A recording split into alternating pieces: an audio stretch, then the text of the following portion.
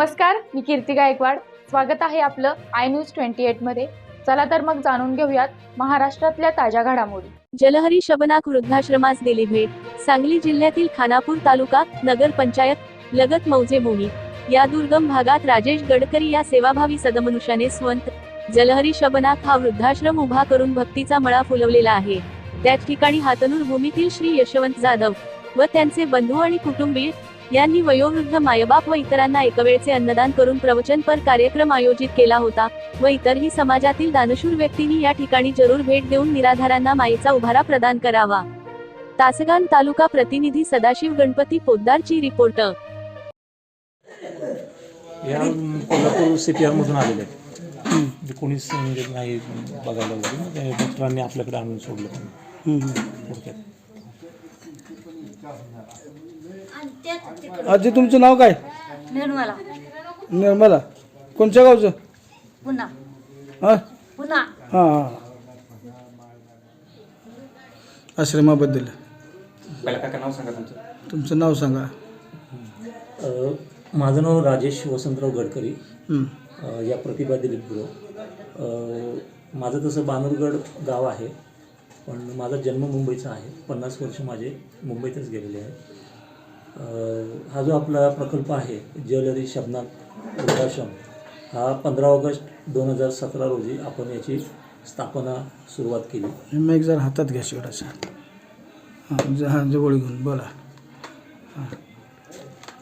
तर 15 ऑगस्ट 2017 रोजी याची आपण स्थापना केली. हां. आत्तापर्यंत बऱ्यापैकी आपण म्हणजे आम्ही थोडक्यात 200 ते 250 वृद्धांना सेवा दिलेली आहे. हां. त्याच्यामध्ये बरेचसे असेही होते जे जागेवरचे वगैरे, ज्यांना निराधार किंवा आपल्या आधाराशिवाय जे काहीच करू शकत नाही, हां. असे डायपरवरती किंवा असेही वृद्ध बरेचसे त्याच्यामधले येऊन गेलेले आहेत आपल्याकडे. बरेचसे 80-90% आपल्याकडे वयोवृद्ध आहेत, पण थोडेसे मनोरुग्णच आपल्याला म्हणावे लागतील, थोडेसे मानसिक थोडेसे असं असतं. बरं. हा प्रकल्प जो आहे आपला, हा आम्ही कायमस्वरूपी ज्यांचं कोणीच नाही आहे अशांकरिता आपण हा निशुल्क राबवत आहोत. बरं. म्हणजे थोडक्यात स्वखर्चातून. आपल्याला शासनाचं अनुदान किंवा मदत नाही आहे. तुम्हाला काही मदत वगैरे काही मिळत नाही? नाही, शासनाची अजून आपल्याला ग्रँट किंवा अशी काही मदत नाही आहे. बरं बरं बरं. स्वतः वैयक्तिक जेवढं शक्य होईल आम्हाला दोघांना आम्ही प्रयत्न करतोय की जे आजी आजोबा आहेत त्यांना जेवढी जास्तीत जास्त आपल्याला चांगली सेवा देता येईल याकरता आम्ही दिवस रात्र 24 तास आम्ही या प्रकल्पातच राहतोय. थोडक्यात जेवढं शक्य होईल आमच्याच्याने आम्ही तेवढा प्रयत्न करतोय की त्यांना इथे आनंददायी वातावरणामध्ये कसं त्यांना आपल्याला ठेवता येईल. दिवसभरात आम्ही त्यांचे काही एक टाईमटेबल आपण केलेलं आहे. सकाळचा चहा, नाश्ता, जेवण, व्यायाम, ध्यानधारणा, योगा, विपश्यना, मेडिटेशन सकाळपासून असतं. यूट्यूबच्या माध्यमातून आम्ही त्यांना भजन असतील, कीर्तन असेल, असे विविध जे काही उपक्रम आहेत ते आमचे दिवसभर काही ना काही सुरू असतात, जेणेकरून त्यांना त्याच्यातून आनंद मिळावा. थोडक्यात याकरता आमचा दिवस रात्र प्रयत्न सुरू असतो. किती माणसं आहेत? मग या इथली माणसं तुमच्या इथली आश्रमातली जर आजारी पडली तर तुम्ही त्यांच्यासाठी काय सुविधा देता? आत्ता गेले 1 वर्षभर झालं साधारण. आपल्याकडे आता मोही PSC मधून महिन्यातून एक विजिट होते डॉक्टरांची. त्याच्यामध्ये त्यांना बेसिक औषध गोळ्या म्हणजे डायबिटीस, BP असेल, पोटदुखी, अंगदुखी किंवा बेसिक आजार डिसेंट्री सारखे असतील, स्किन इन्फेक्शन असेल, सर्दी ताप खोकला असेल, या संदर्भातली औषधं ते आम्हाला दर महिन्याला ते येऊन पुरवतात.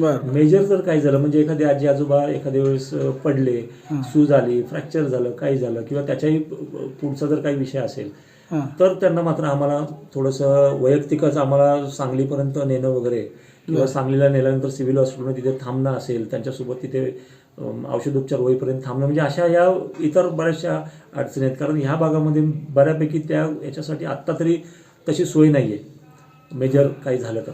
आणि प्रायव्हेटला नाही करू शकत कारण बऱ्यापैकी खर्चाचा विषय असतो. बरेचसे आजी आजोबा असे जे आपल्याकडे निराधार म्हणजे हॉस्पिटल्समधून, पोलीस स्टेशनमधून, रस्त्यावरून किंवा मागणारी जी मंडळी असतात, मंदिराच्या बाहेर बसलेली असतात, फुटपाथवरचे असतात, अशा माध्यमाची बऱ्यापैकी इथे जास्त प्रमाणात लोक आहेत. त्याच्यामुळे त्यांना आपण वैयक्तिक जो आता इथला भार उचलून पुन्हा मेडिकल काही गोष्टी करणं म्हणजे प्रायव्हेटला जाऊन तो जरासा थोडासा आर्थिक थोडासा विषय येतो त्याच्यामध्ये, हो म्हणून सिव्हिल हॉस्पिटललाच मग ही सगळी प्रोसिजर करावी लागते. मग त्यावेळेस आमची बरं, कारण की कामगार तुम्ही म्हणाल असं इथे चं कोणी नाही आहे. जेवण बनवायला एक मावशी आहे इथे, सकाळी 9ला येतात, 6-6:30ला ते जातात. 24 तास मी आणि प्रतिभा मॅडम आम्ही दोघंच इथे 24 तास असतो. तुम्हाला सरकारी मानधन वगैरे काय मिळत नाही? अजून तरी नाही काय. नाही. बर बर.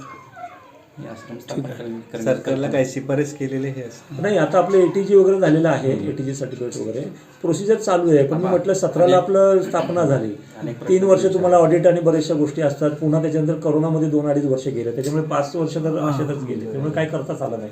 त्यात पुन्हा अजून मी मुंबईला असल्यामुळे आम्ही दोघंही मुंबईला होतो त्यावेळेला, मी अपडाऊन करून वगैरे बघायचो.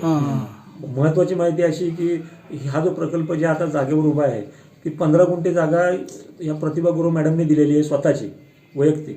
त्यात त्यांचा घरच्यांचा बऱ्यापैकी म्हणजे नाही म्हटलं तरी विरोध होता, पण तरी पण त्यांनी पुढाकार घेऊन तो हे केला आणि ही 15 गुंठे जागा त्यांनी दिलेली. आणि माझं वैयक्तिक म्हणाल तर बाबा, जसं माझा जन्म मुंबईचा आहे, बऱ्याच मला वर्षापासून होतं की असं काहीतरी करायचंच आहे आपल्याला आणि मला गावाकडेच करायचं होतं. मी माझं वैयक्तिक म्हणाल तर लग्न केलेलं नाही आहे, मागे पुढे कोणी नाही आहे, आई वारलेले आहेत, 2 बहिणींची लग्न झालेली आहे. माझं वैयक्तिक जे घर, माझा फ्लॅट वगैरे मी विकला आणि त्याच्यातून थोडक्यात हा प्रकल्प उभा केलेला आहे. आता हे आश्रम सुरुवात करून किती वर्ष झाली? 7 वर्ष झाली. 2017ला सुरुवात केली आपण. 2017ला. 17ला. ठीक आहे. बर. साधारणतः किती आता लोक आहेत तुमच्या? आता आपल्याकडे साधारण 40 लोक आहेत. 40. हां. पुरुष किती, स्त्रिया किती? 26 महिला आहेत आणि 14 पुरुष आहेत.